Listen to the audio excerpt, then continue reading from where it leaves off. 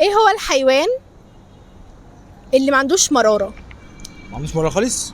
حيوان عاشر البني ادم شال مرارته. عاش البني ادم شال مرارته. الكلب مثلا. لا مش الكلب، هو حيوان احنا بناكله. ما في اللي هم بتوع الصين بياكلوا الكلاب عادي. والله العظيم بياكلوا الكلاب. ما بتدري. ايه القرف ده، انا لسه ما فطرتش. ولا انا عادي بس. ايه هو يعني مش الكلب صح؟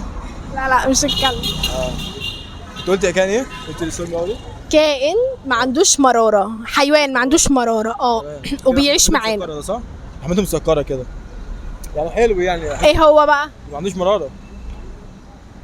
ايوه لحمته مسكر. ايوه ماشي، ما بقولك حمامته مسكرة عشان كده ما عندوش مرارة، فاهمة؟ طب ايه هو بقى؟ ايه الحيوان اللي انت دقت لحمه لقيته حلو؟ الحيوان اللي دقت لحمه الخروف مثلا، النعجة، الجدي. بس كل دول عندهم مرارة. بجد والله.